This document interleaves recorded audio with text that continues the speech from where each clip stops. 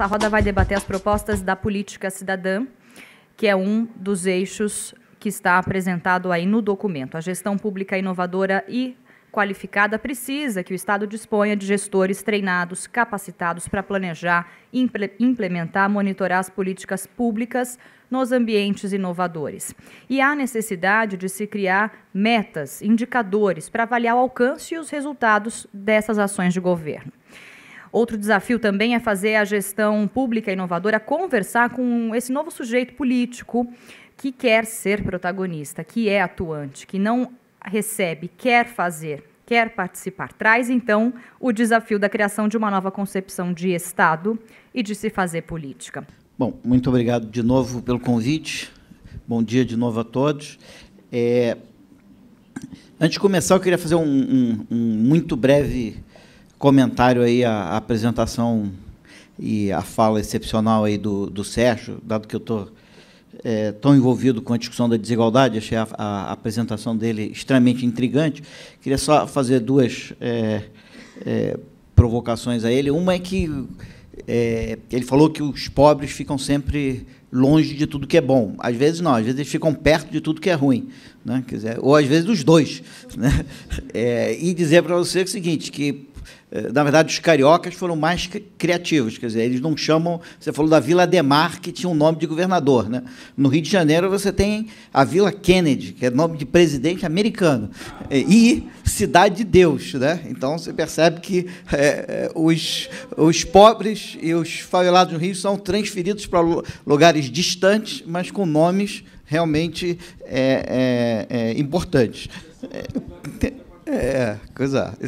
Exatamente. Bom, eu queria fazer aqui rapidamente seis pontos.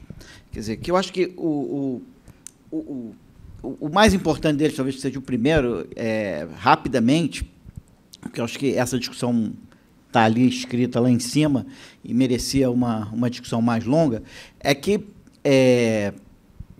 o Brasil passou, né, por um período aí grande, onde a gente passou a fazer política pública, né, direcionada por resultados. Então, a gente criou uma estrutura de monitoramento e etc., onde a gente está preocupado, na verdade, com que essas políticas alcancem certos resultados. Só tem que a gente se perdeu um pouco nessa discussão, porque, na verdade, os resultados eles não servem, na verdade, necessariamente para você desenhar uma política pública, né? A política pública tem que ser desenhada, como está escrito ali, baseada em princípios e valores, né? A gente faz uma política pública porque ela promove a igualdade de oportunidade, porque ela promove a meritocracia, que ela promove certos valores e certos ideais, e, eventualmente, a gente monitora ela olhando para algum resultado, né? Eu acho que a política pública brasileira ela ficou, nesses últimos tempos, extremamente voltada para os resultados, e eu acho que a gente perdeu um pouco essa ideia de que ela existe para... em função de alguns valores, de alguns princípios, e eu acho que isso, um pouco, o documento tenta resgatar, ou seja, a base, né, e a razão para você ter a política pública é, na verdade, a promoção de certos valores, a defesa de certos princípios. Isso eu acho que a gente tem que voltar a ter no Brasil, ter menos... uma política pública voltada para resultados e uma política pública mais embasada em princípios e valores, né? Em segundo lugar, eu acho que a política pública brasileira, às vezes, ela passou a tratar, ela ampliou muito, né? Ela hoje é muito mais rica e utiliza um volume de recursos muito maior, mas ela passou a tratar a população como um conjunto de beneficiários, às vezes até se referindo às pessoas dessa maneira. né? E, na verdade, as pessoas não querem ser beneficiadas de alguma coisa, elas querem participar de alguma coisa, né? Então, você tem que deixar de ter programas públicos que têm beneficiários e ter programas públicos onde as pessoas participam e veem naquilo uma oportunidade para se desenvolver e alcançar outros patamares. A terceira questão, que eu acho que é fundamental, se você olhar principalmente para os países escandinavos, vocês vão perceber o seguinte: eles têm uma política pública super flexível, que muda o tempo todo, né? E eu acho que, às vezes, nós, latino-americanos em particular, que vimos, que temos uma tradição de muito conflito com o Estado, e de muitos direitos humanos violados, a gente acredita que cada vez que a gente conquista alguma coisa, aquilo tem que estar escrito na pedra e não pode mudar mais. Tá certo? O que acontece é o seguinte: uma política pública bem-sucedida, ela acaba resolvendo o problema que ela pretendia resolver. E, portanto, ela tem que se mover para outros patamares e, portanto, ela tem que mudar.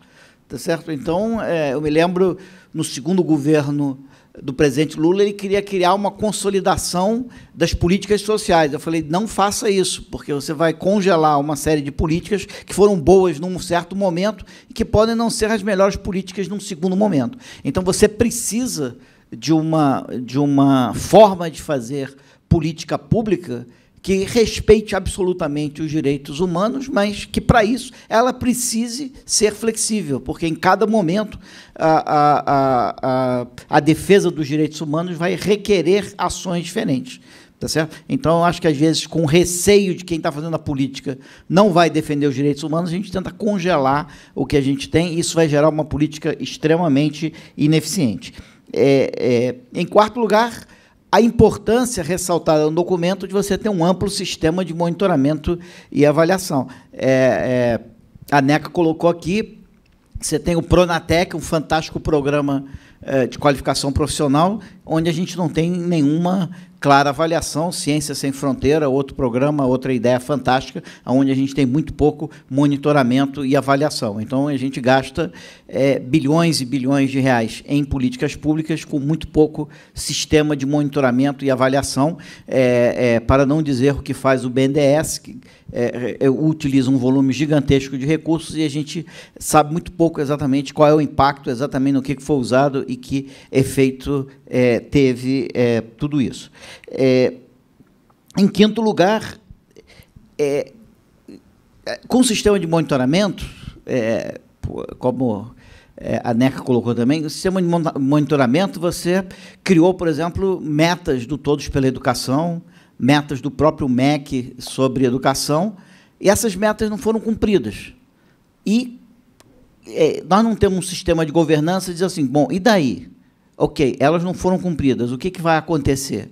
Tá certo? Então, não adianta você ter um sistema de metas e um sistema de monitoramento, e o Brasil está criando isso, e o Brasil vai ser o país que vai ter a maior clareza do mundo de que não está conseguindo alcançar as suas metas sociais, tá certo?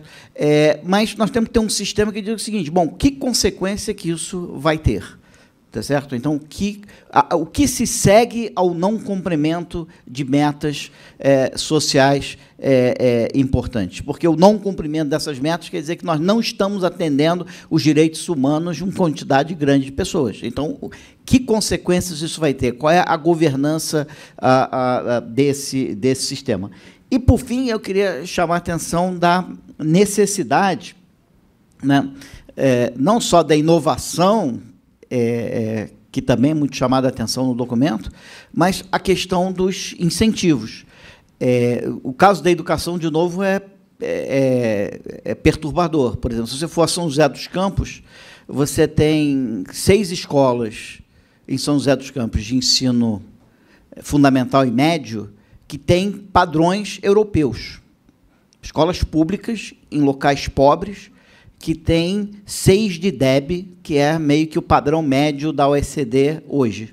Tá certo? Ao lado delas, basicamente, nas mesmas comunidades, você tem outras que têm nível 3, que é um padrão inferior às escolas bolivianas, inferior à média latino-americana. Você se pergunta o seguinte: por que, no mesmo município, escolas municipais em comunidades parecidas têm um desempenho tão diferente. Ora, obviamente que um diretor está fazendo, um diretor e uma comunidade estão fazendo um trabalho fantástico e outras não estão.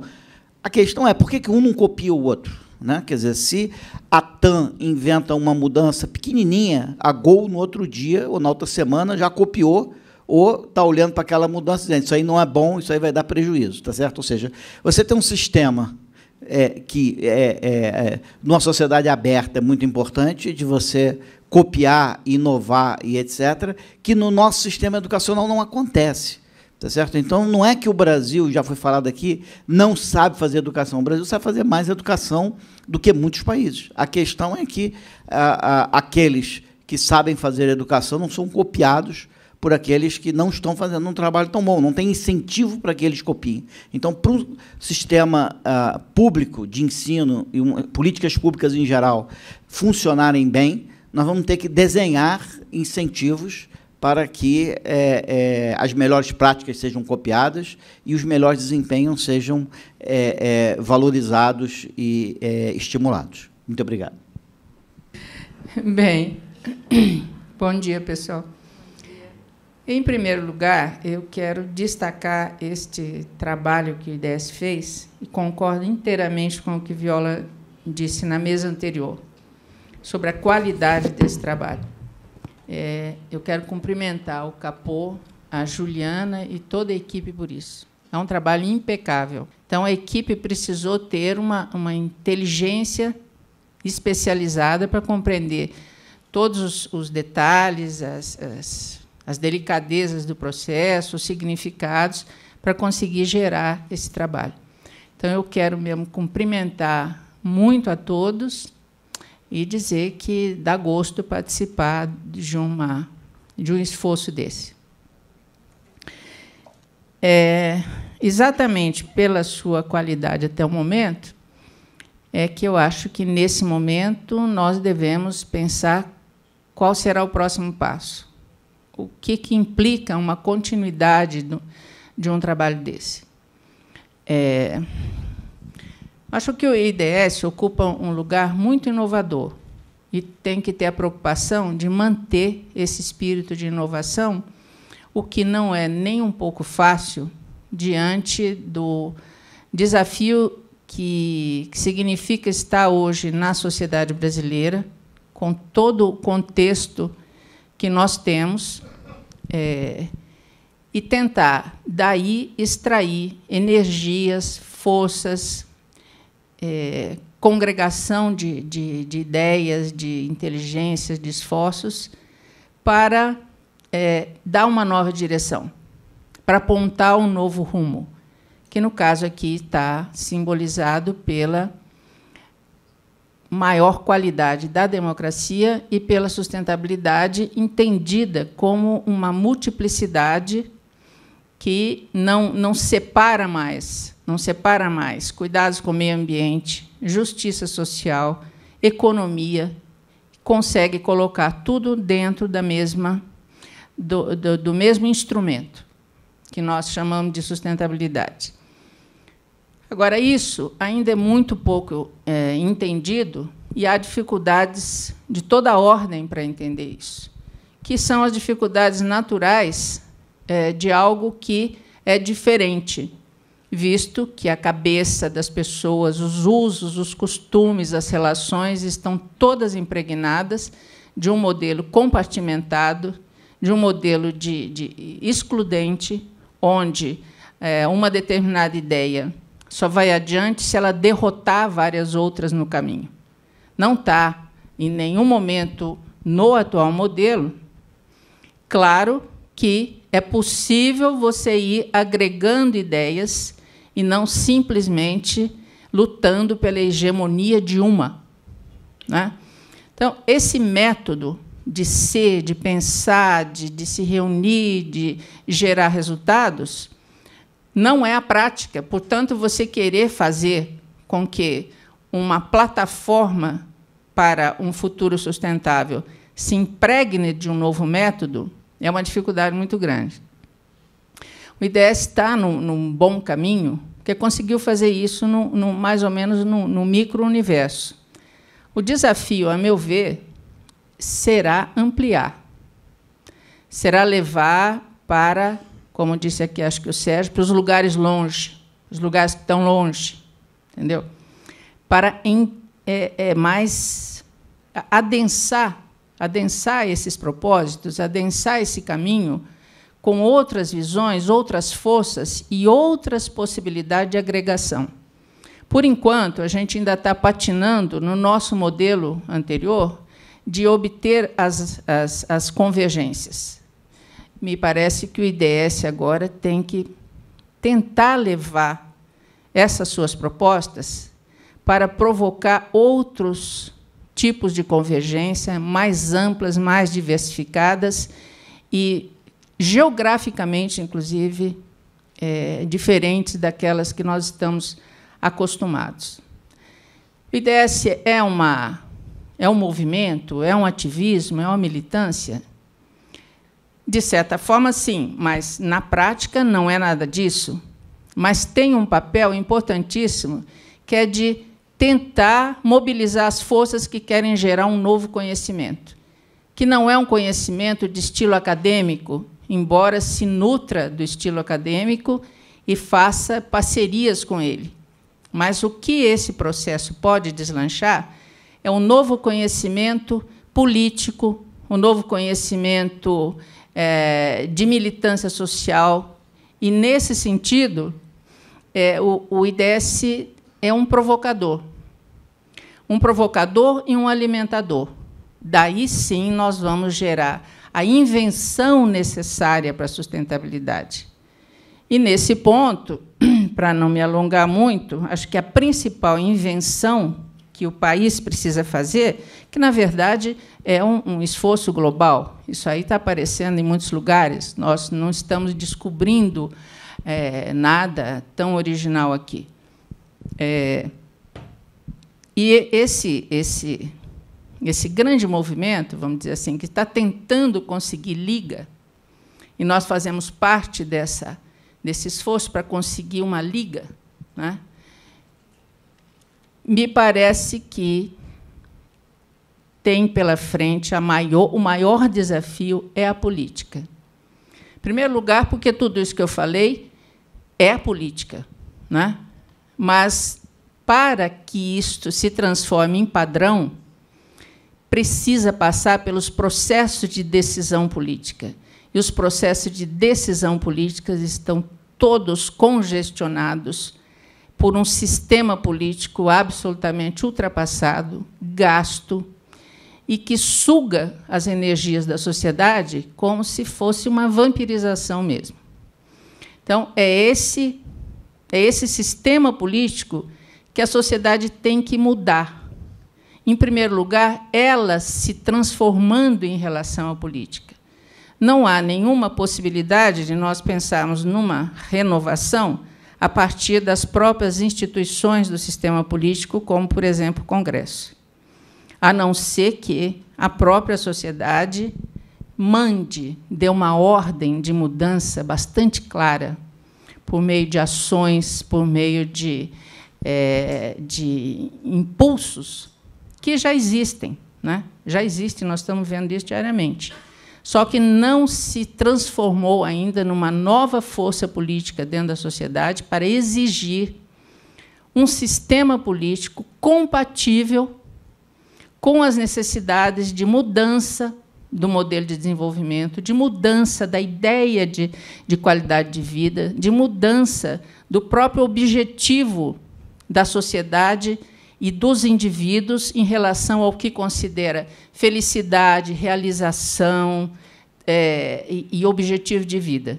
Enfim, projetos existenciais individuais e coletivos. Então, o sistema político está no centro disso. Portanto, é, ao mesmo tempo, um óbice poderoso e, ao mesmo tempo, é o território da oportunidade de decidir de maneira diferente. Então, eu acho que o caminho que nós temos aqui, e que está implícito nesse trabalho, é que nós nos dispusemos a fazer parte disso, a fazer parte de uma invenção de sociedade que passa, a meu ver, principalmente pela mudança do território da política, ou seja, do território do decidir, do processo de tomada de decisão. No nosso caso, uma discussão e uma compreensão diferente do que tem que ser a democracia, que, por enquanto, é muito limitada ao fato de que, de tantos em tantos anos, o cidadão pode votar. Esse é um mecanismo da democracia, não é a democracia. A democracia ela tem que se realizar de formas muito mais impregnadas, muito mais diárias, muito mais consistentes do que simplesmente você, de tantos em tantos anos, colocar ali seu voto. O que esse voto significa em termos de consciência, de apoderamento da sua força como cidadão, nós ainda estamos bem longe disso. Então, acho que o IDS acertou muito quando juntou democracia com sustentabilidade, porque são duas discussões estratégicas que as duas têm que estar juntas mesmo. Não é possível separar uma da outra. Não é possível você chegar a um mundo diferente só pensando num vetor que é do uso dos recursos naturais, sem que isso passe por um processo muito mais transparente, muito mais efetivo de democracia, menos manipulável, né, do que nós temos hoje. Então, esse novo tipo de conhecimento, que é um conhecimento, como alguém disse aqui, não me lembro mais quem, cívico, né, é um conhecimento que faz com que os processos passem a fazer parte do dia a dia de cada cidadão. E o IDS, portanto, ele não vai fazer uma cartilha ideológica. O que ele quer, que está claro nesse trabalho, e que deve continuar querendo, e, portanto, ampliar da melhor maneira possível a sua ação, é justamente fazer com que os cidadãos não se tornem reféns de nenhuma cartilha ideológica. Sem que isso aconteça, não haverá nem uma melhor democracia e jamais haverá sustentabilidade. Bom, eu vou continuar um pouco a partir do que Maria Estela colocou e dizer sobre um desafio que nós vamos enfrentar no próximo ano, no outro, não necessariamente, mas muito provavelmente. Eu penso que nos últimos 2 anos se acumularam na sociedade brasileira processos, 4 processos fundamentais que nos dizem que existe uma probabilidade alta, ou pelo menos significativa, de um questionamento profundo de esse sistema político degradado em que nós vivimos. Nos próximos anos, ou seja, ano que vem, outro ano. Não necessariamente isso vai acontecer, porque os processos sociais são de um nível de complexidade e não linearidade que ninguém tem a bola de cristal, obviamente. Então, queria ressaltar 4 processos decisivos dos últimos 4 anos. Primeiro, o primeiro, historicamente, as manifestações de junho de 2013, conhecidas por todos, pelo que significaram. O segundo, este ano, o esgotamento do modelo de desenvolvimento econômico de toda a última década, digamos, tá? Baseado, digamos, ou seja, numa grande expansão da indústria automobilística e um aumento da intervenção do Estado tentando recuperar, digamos, o modelo do passado de crescimento econômico fechado, protegido e que se esgotou, digamos, tá? A realização de uma campanha eleitoral onde o Estado nacional, o Estado federal, utilizou a sua máquina de propaganda produzindo mentira em grande escala, como nunca se tinha visto na história do Brasil e provavelmente não se encontrem paralelos na história das democracias do mundo, tá? Por causa dessa utilização maciça da mentira, e obviamente isso tendo impacto na população menos educada, e finalmente o partido no governo conseguiu ganhar as eleições nacionais, mas isso o custo pelo qual ganhou pode ter consequências muito fortes no futuro. E o quarto fator é essa capacidade de independência, a inteligência dessa combinação de Ministério Público, Polícia Federal, alguns jovens juízes que começaram um processo muito mais juridicamente consistente e inteligente para montar o processo de desmontar um sistema de corrupção que é de uma escala gigantesca e que ainda, como falou ontem o Procurador-Geral da República, estamos no início de conhecimento disso, digamos, tá? Bom, são 4 fatores que, es decir, cuestionan profundamente o sistema político degradado, ou seja, vão a tornar muito mais ostensivo a degradação do sistema político e que podem provocar uma contestação muito mais profunda do sistema político do que nós vimos, traduzida em ação coletiva.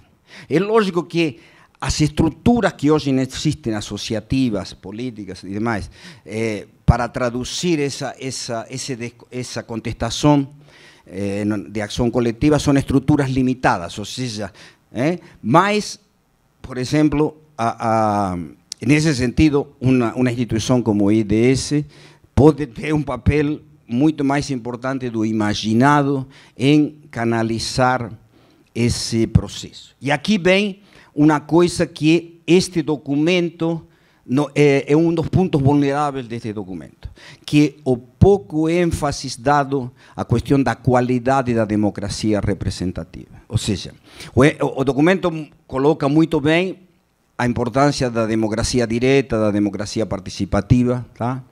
Mas coloca muito bem com alguns problemas. Por exemplo, há um exagero unidimensional sobre as bondades da internet. A internet tem muitos componentes positivos, digamos, ou seja, de associatividade, de geração de autonomia, de diferenciação, de participação, mas também tem, e esses estudos são profundos hoje, digamos, ou seja, como gera estruturas mentais e cognitivas muito dispersas, digamos, tá?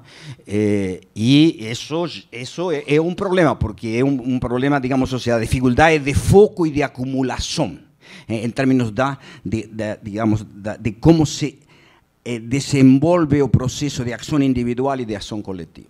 Mas o segundo ponto importante, onde o documento não é forte, e estas são pequenas ressalvas que eu tenho em relação ao documento, mas isto pode ser muito importante nos próximos anos, 2 anos, que é a questão da pouco ênfase na necessidade de ter um programa para reformar a democracia representativa, o programa para elevar a qualidade de nossa democracia representativa, tá certo? E aí há uma série de questões fundamentais, que algumas estão colocadas, mas eu queria nomear assim, que me parecem decisivas, estas 8 questões que podem se colocar muito, porque se houver uma concentração profunda desse sistema, o caminho é reformar, elevar a qualidade da democracia representativa. Você não tem nenhum exemplo em nenhum país do mundo que você aumenta a densidade da democracia participativa e da democracia direta com baixa qualidade da democracia representativa. Isso morre necessariamente. Tá? Se você tem que combinar os impulsos da democracia participativa com a reforma da qualidade da democracia representativa. E esse ponto é o que o documento é deficiente, na minha opinião, embora algumas das questões estão colocadas. Tá? Bem, então, eu penso que as questões fundamentais que devem ser abordadas e que no qual o IDS poderia logo se concentrar para ter um documento específico, não necessariamente será usado, porque isto ninguém tem a bola de cristal, mas isto é algo que acho que a maioria de vocês está persuadido de que, pelos fatores que eu enumerei, e até por outros, nós podemos viver um processo muito profundo de transformação. Hacia a ideia de que nós tenhamos uma Câmara de Diputados representativa. Não tem razão para ter mais de um diputado, todas as federações normais do mundo, Estados Unidos, Canadá, Austrália, você tem um diputado como mínimo por Estado, não mais de um, e não tem máximo, digamos. Tudo tem que ser representação proporcional e ela se realoca a cada 10 anos segundo as mudanças demográficas. Segundo, o voto distrital misto. É o único que permite sair desse processo onde, na maioria dos estados, digamos, porque são grandes, ou seja, a relação entre o representante e o representado é super frágil e, ao mesmo tempo, não pulveriza totalmente a representação em representantes maximizantes de distritos territoriais, que seria o voto distrital puro. Terceiro, a cláusula de barreira. Tá? É decisivo, não tem... O sea, o sistema político brasileiro atual é o extremo do mundo de fragmentação, digamos, né? O próximo Congresso vai ter Câmara dos Deputados, 28 deputados, o melhor deputado, o partido maior vai 14% dos deputados. Não tem essa estrutura, não tem como não ter presidente de coalição, presidencialismo de coalição do toma dá da cá. Ou seja, de pura oportunismo do poder. Então não tem como não ser assim. Para você fazer, você tem que mudar a estrutura. Tá? E isso é fácil, porque nós não precisamos inventar a roda. É decir, nós somos um extremo obsoleto do mundo, digamos. Ou seja, então, nós precisamos adaptar-nos e nós temos vários países que têm sistemas. A Alemanha é a engenharia provavelmente mais sofisticada que existe no mundo, inclusive, porque foi feita depois da terra arrasada da derrota do nazismo. Tá?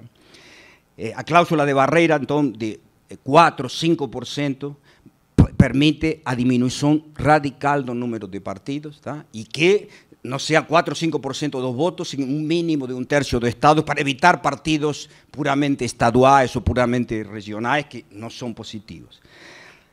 O quarto é financiamento mixto das campanhas, público e de cidadãos, e também por empresas com limitações em quantidade, em número, tanto dos cidadãos quanto das empresas. Existem alguns projetos que vão nessa direção claramente, e o financiamento das empresas até pode ser proibido radicalmente se se consolida o voto que existe na Suprema Corte. Proibido radicalmente seria um erro, na minha opinião, mas melhor que a situação, seria um mal menor comparado com a situação atual. Bom, o sistema de propaganda eleitoral que hoje existe na televisão é algo assim, absolutamente aberrante, digamos, tá certo? Isso tem que ser questionado profundamente. E existe constituição para isso. Existe uma vasta massa da população que considera isso uma loucura, digamos, tá certo? Não estou dizendo toda a população, porque isso não é verdade, não há que enganar-se com isso. Mas existe uma grande massa da população, isso não leva a nada, digamos. O que permite são precisamente o que a mentira se institucionaliza e se repita permanentemente e repetida permanentemente se torne verdade para as pessoas mais manipuláveis pelo seu nível de educação e dependência do Estado, por assim dizer, tá certo? O que é decisivo na democracia precisamente é que o sistema eleitoral de televisão e da rádio sirva para debates consistentes. E debates consistentes podem ser feitos a partir de perguntas incisivas de jornalistas independentes. Jamais uma pergunta de um candidato fácil para outro, esse tipo de coisa não vai levar a nenhuma coisa inteligente. Você tem que ter caras de altíssima incisividade, questionando permanentemente os candidatos. E só debate, né? Não precisa ter todos os dias. Digamos. Se você tem um dia de debate por semana durante 2 meses, você eleva a qualidade da arena pública numa escala gigantesca. Digamos assim, ao mesmo tempo, as pessoas perdem menos tempo vendo televisão. Depois, a outra coisa decisiva, e isso está muito claro no documento, que é a diminuição dramática, é a questão da clientela, né? Ou seja, como a estrutura de cargos comissionados, de livre provimento, arbitrário, digamos, que permite a formação de toda a clientela política. Ela establece o sistema da recompensa da clientela política e, ao mesmo tempo, mina totalmente, ela alimenta o errado e mina o certo, que é o funcionalismo público de carreira baseado na meritocracia, digamos, tá certo? Então, isso tem que ser diminuído drasticamente. Não é apenas no poder executivo federal, é no executivo, no judiciário, e no legislativo, e no nível nacional, estadual e municipal, porque quanto mais para baixo vamos, pior é isso, tá certo? Ou seja, e quanto mais periférico o município, pior é proporcionalmente. Ou seja, a exação de recursos da sociedade, a predação de recursos públicos que existe nessa escala é gigantesca. tá certo? E nós temos cada vez mais uma população jovem, digamos, ou seja, que tem aumentado o seu nível de educação e a qual é fácil transmitir-lhe a aberração desse tipo de privilégios de um velho Brasil que tem que morrer de uma vez por todas. Tá?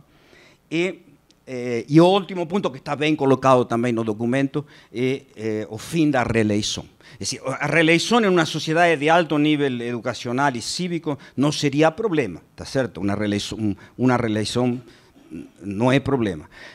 A reeleição infinita é um problema. Isso nos Estados Unidos é um problema, sem dúvida, digamos, tá certo? Mas assim, mas aqui, com os problemas que nós temos aqui, nós precisamos um longo período de transição sem reeleição, digamos, tá? Então, esse ponto está bem abordado no documento, mas estes dois últimos estão, os anteriores não estão, e me parece um desafio decisivo que uma força-tarefa do IDS para ter um documento profundo, sofisticado e não utópico. Agora não se trata mais de cantar as loas ou ver a importância da democracia direta e participativa. Isso está claro no documento e está claro na Constituição. Se trata da questão que não está clara, não está enfatizada, que é elevar a qualidade da democracia representativa, porque não tem todo impulso de democracia direta esbarra frente ao problema da qualidade da democracia representativa. Só é possível, melhorando a democracia representativa, só aí que é possível aprofundar a democracia direta. Esse exemplo histórico é total. Acho que a pessoa que constituem, digamos, a constituição do IDS, minha opinião, não tenho neste como arrogante, digamos, tá? É uma opinião sincera. E da rede de sustentabilidade, me parece que tem um déficit de visão, ou seja, uma visão um pouco romântica da democracia direta. Por quê? Porque não se dão conta da importância do upgrade, da reforma da democracia representativa. Só a elevar a qualidade da representação é decisivo. E isso não está totalmente conscientizado na nossa corrente de pensamento na sociedade. Muito obrigado. Bom dia. Bem, primeiro quero agradecer a Deus por estarmos aqui, agradecer o convite, cumprimentar os colegas aqui, amigos, Viola, Maristela, PB, enfim, nossa coordenadora de mesa. Parabenizar aqui a todos os membros do IDS, na pessoa do secretário executivo Capobianco, pela finalização desse trabalho, com a qualidade que tem. Enfim, um processo colaborativo, difícil de ser feito, mas, ao final, quando a gente vê o produto, a gente vê uma compatibilidade e uma harmonia entre os fins e o meio que foi utilizado, que foi exatamente fazer o manejo das competências, das inteligências, do acervo de experiência de muitas pessoas em vários campos, né, da educação, da cultura, Célio Turino e outras pessoas aqui, NECA, da agenda socioambiental, Sérgio Leitão, a visão que vai além da questão política, como é o caso da Maristela, um formulador que é motivo de orgulho para todos nós de políticas sociais, que é o PB, e um incansável cérebro criativo que nos estimula a todos a pensar, que é o Viola. Enfim, eu acho que olhar para a plataforma e apresentá-la com a discussão que foi feita foi um pretexto para mais uma roda de conversa. Acho que a gente gostou das rodas de conversa, né? E, com certeza, esse é um momento importante para que esses processos e esses produtos possam ser disponibilizados para a sociedade, para que ela possa, o Roberto, que discutiu energia aqui, meu compadre, trouxe números que os leigos nem sempre sabem de tanto desperdício, viu, Roberto? A gente pensa o desperdício sem fazer decupação dele, né, de energia. Disponibilizar para a sociedade, para talvez esse reavivamento, né, dos processos políticos e de transformação. Eu estou impactada um pouco quando eu fui assistir a peça do Newton Bonder, A Alma e o Moral. Eu já tinha lido o livro, mas ficava sempre muito curiosa, né? Como é que o livro seria traduzido em arte cênica, enfim. E realmente a Clarice conseguiu fazer algo, vestir a peça com o seu nu de uma forma maravilhosa. E o livro do Milton, ele diz que existem aqueles que têm um apego excessivo e gostam muito da forma de si mesmo. E quando você está apegado e gosta muito da forma de si, é porque você já se transformou em um conservador. Isso sou eu que estou dizendo, ele que disse. É um conservador.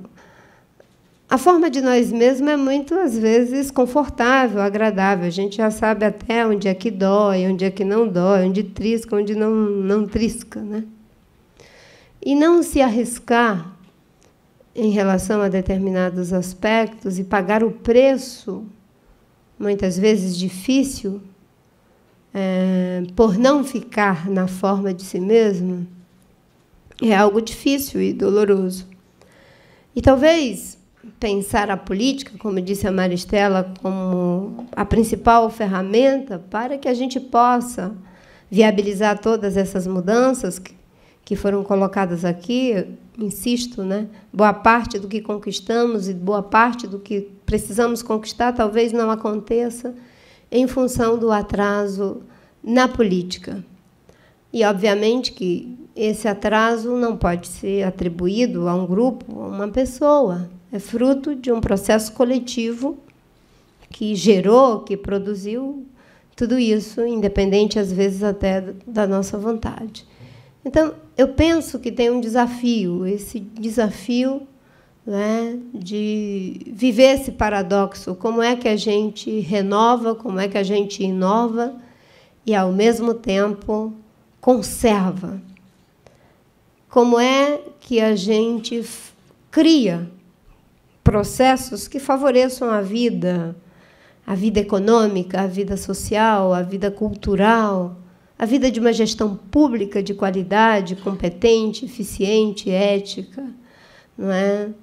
Como é que a gente pode contribuir para que essas coisas aconteçam?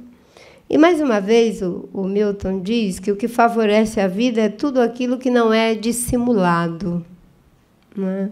Portanto, escrever e botar no papel as coisas é muito bom, porque evita a dissimulação.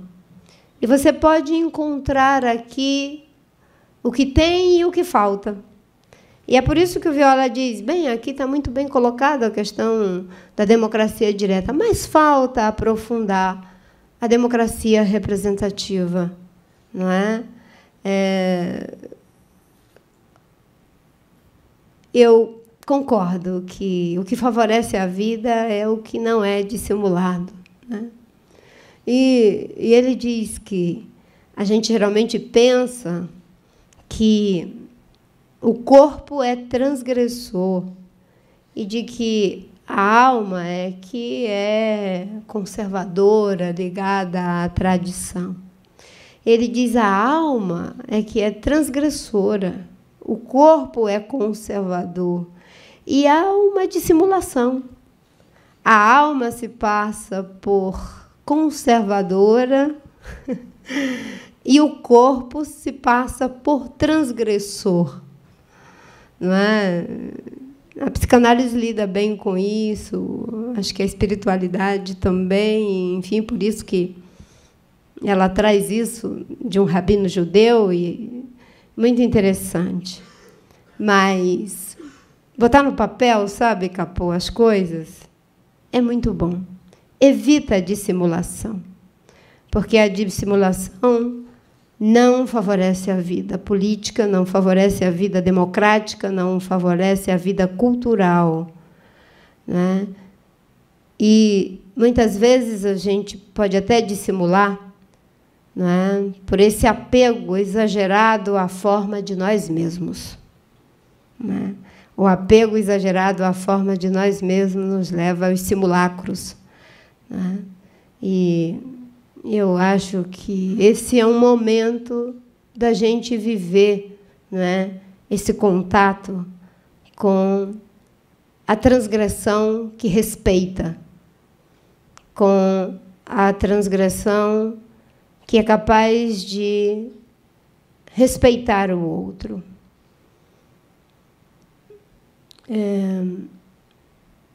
Eu estou sendo muito cuidadosa com tudo que eu digo, é a primeira vez que eu estou falando em público, não é?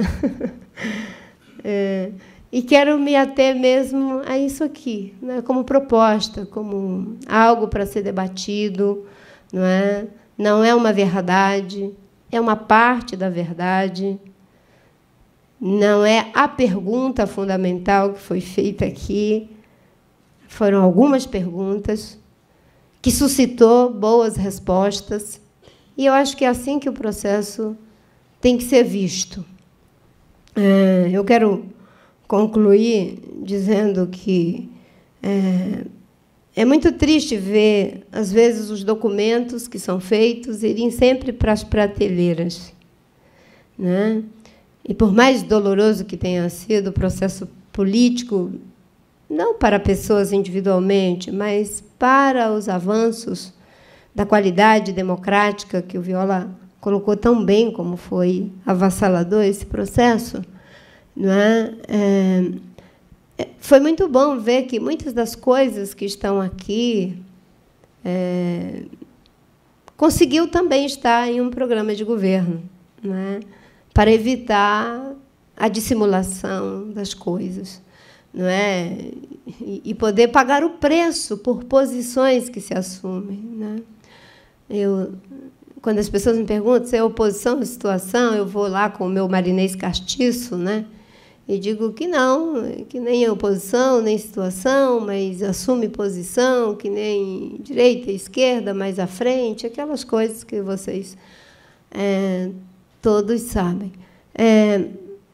E, nesse momento, eu acho que a gente precisa mesmo continuar assumindo posição, né? Sem medo de assumi-las, né? Para o bem do país, criando aí um espaço entre.